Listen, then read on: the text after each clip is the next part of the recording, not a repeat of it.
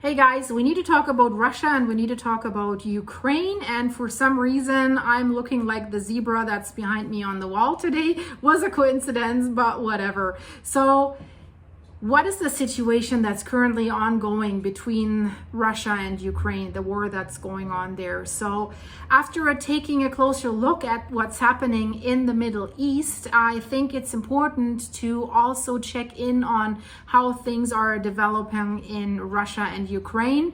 If you want to know about the Middle Eastern situation, check out my other videos. I'll put them in the end screen as well. So a lot has changed there in the recent days, and it's crucial to understand how these conflicts are all connected with each other globally, because it can impact all of us. So the world has changed a lot since the end of the Cold War with the US. I think we can all agree on that one. And we thought a threat like this hopefully will never come again, right? Well, here we are, 2024. So the superpowers have changed. During the Cold War, the US and Russia were the two main superpowers. So now new powers like China are emerging, and Russia has regained some of its strength, and that is leading to new conflicts.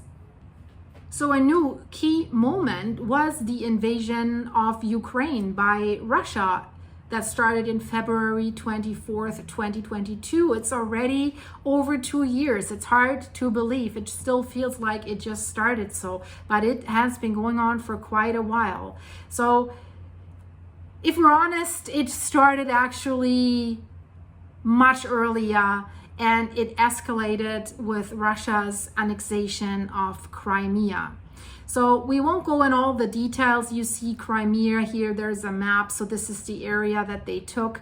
But it really started in 2014 when Russia took that area, the annexation of Crimea. Why is that important? Crimea is a strategically important military seaport that was once part of Ukraine. So Russia has it now, and they definitely want to keep it. So when the Soviet Union still existed, the former Soviet president Nikita Khrushchev, he originally transferred Crimea to Ukraine. But after Ukraine then became independent in 1991, Crimea remained part of Ukraine. And that was not good. Russia didn't like that. So in 2014, they took it back.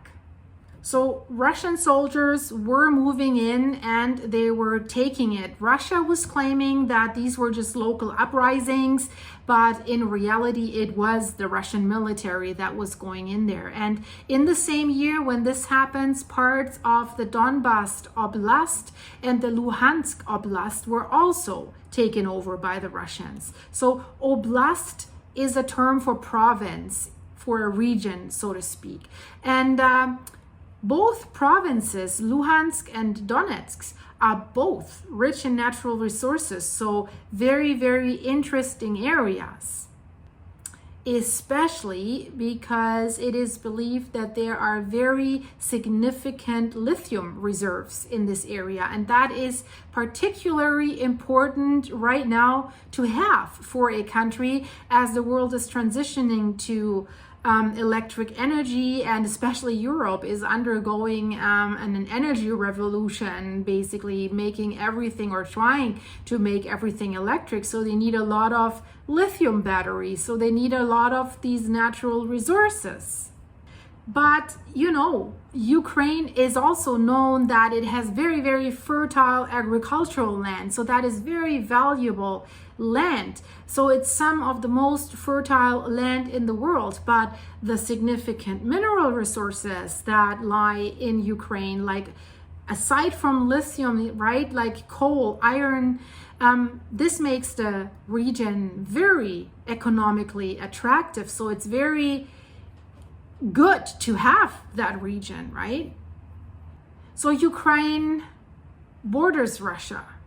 that plays a significant role because the people that live in both countries or that live along the border, they're historically closely related. But that's a more complex historical issue. Let's not get into that today. So what happened after 2014? There were agreements like the Minsk I and Minsk II agreements that aimed at maintaining the status quo after Crimea was taken over.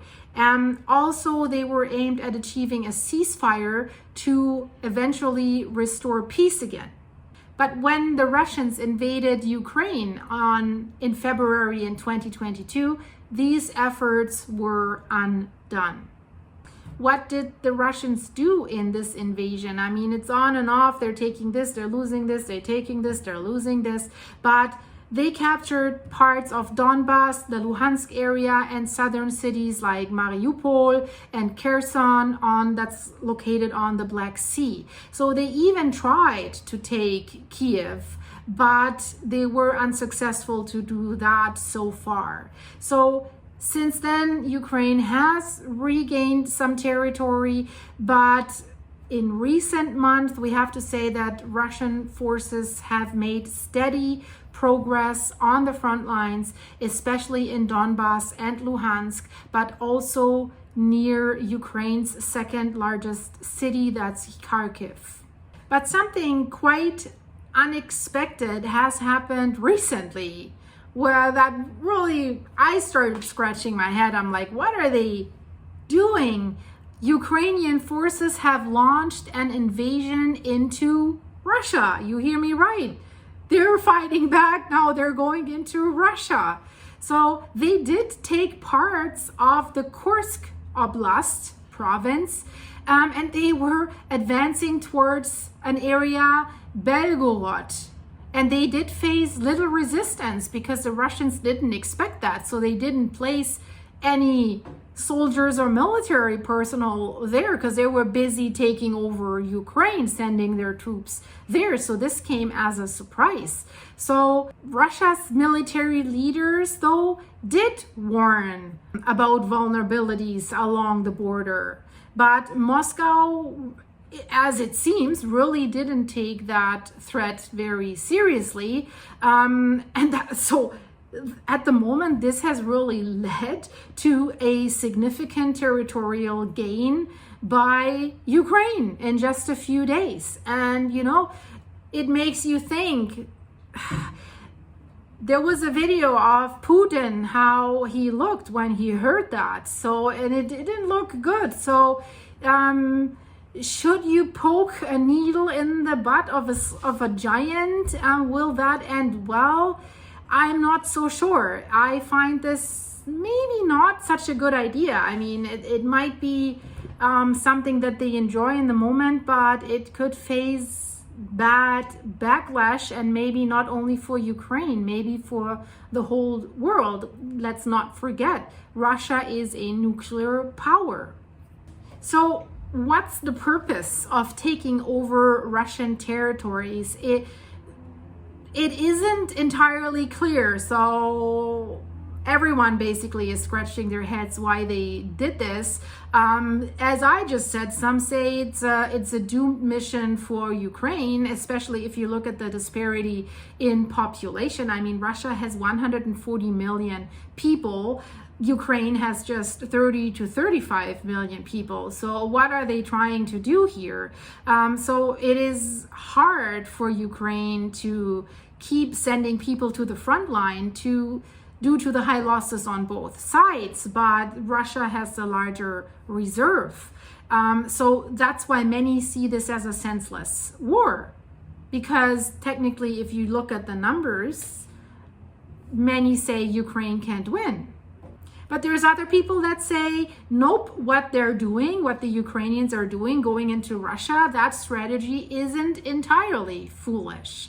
So why? They say if Ukraine can hold its positions, they might continue advancing towards the Kursk nuclear power plant in Russia. So that sounds even worse in my opinion, right? So taking this power plant would be a huge strategic victory, and it could pressure Russia to shift resources away from the Western fronts and the Southern fronts. So is that what they're thinking? They want to draw Russian troops to that focus point because Ukraine has been losing ground in these other areas.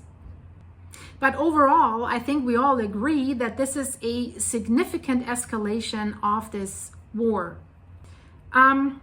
Belarus, for example, it lies to the north of Ukraine, and it's also bordering Poland. It's also bordering Poland to the west, and also Russia to the east has also reported that they did shoot down Ukrainian drones that were meant to do whatever, but they helped Russia, they shut them down. So although Belarus has allowed Russian troops on its territory, it hasn't sent its own troops to fight for Russia. But it seems that right now, and this is happening, that's why I'm saying it's an escalation, Belarus seems to be moving troops to the border.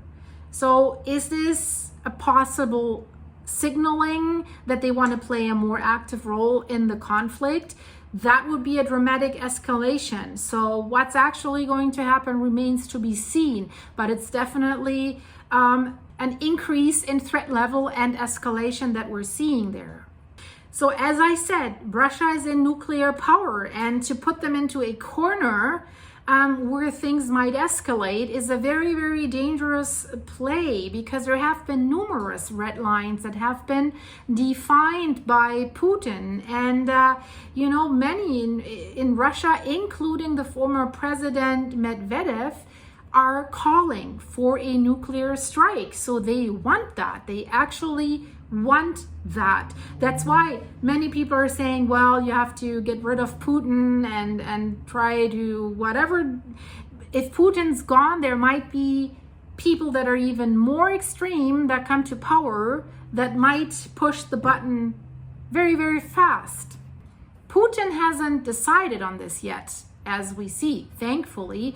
But, the risk, in my opinion, increases if Ukraine continues to make gains that force Russia to pull back away from the other Ukrainian areas, from Donbass and Luhansk. And also, if the Russian population sees that their country is invaded, the support or the call for a nuclear strike might even escalate further, with the support within the population growing for this. While I can somehow understand what Ukraine is trying to do here, I'm trying to report this from a more global point of view for all of us that were sitting here. What could that mean for all of us? How could this further escalate if Ukrainian troops keep advancing into Russia? And I really think this could lead to the use of nuclear weapons. And I don't think we really want that. We don't want that.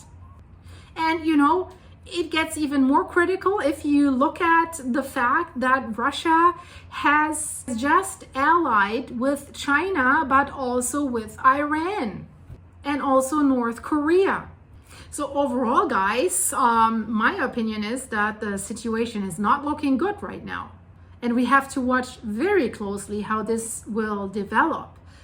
So that was just a brief summary of what is happening. I mean, we're still over the 15-minute range, and I think there's way more that we need to discuss, because NATO is almost directly involved in the Ukraine conflict, because they deliver weapons and also advisors, right? And that's complicating the whole situation. And you have to keep in mind that the US alone has given the Ukraine so far more than $56.2 billion in military aid. And other NATO members have contributed approximately $65 billion in military aid. So you kind of can say they are involved in that war already, and Putin knows that too. And that might not sit well with him, right? So Russia considers Ukraine to be within its sphere of influence, while the West is arguing that Ukraine should be free to decide its own path. I mean, we know if we look at history, there's always been a competition for influence among great powers like the US, for example, and this conflict right now is no exception from this. But you know, you have to imagine, what if Mexico were to join a Russian-led economic bloc similar to how Ukraine wanted to join the EU? That would cause significant tension with the US, wouldn't it?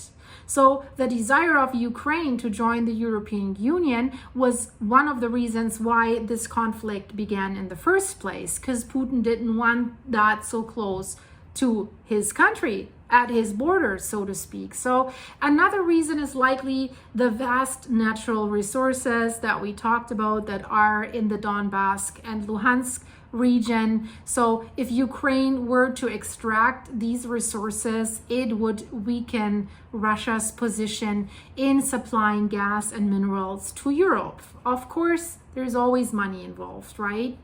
So many interests are at play here, and it's hard to say which is the leading factor. And from my perspective, this war could have been avoided if both sides had really tried to negotiate without external influence. So in my opinion, I think significant mistakes were made on both sides. So the West believed it was overwhelmingly strong, but then Russia really drew a line and said, hey, no further, this is our sphere of influence, you stay out of here. And they didn't. And now it seems we're witnessing the consequences of this, guys. So I will keep you updated. Thank you so much for joining this channel. Please leave it a like, subscribe if you're new here. And if you want to learn what Mother Earth is doing, check out my other channel. It's called On the Pulse with Silky. You see a link in the description of this video. And yeah, I hope to see you very, very soon. Stay safe. Bye-bye.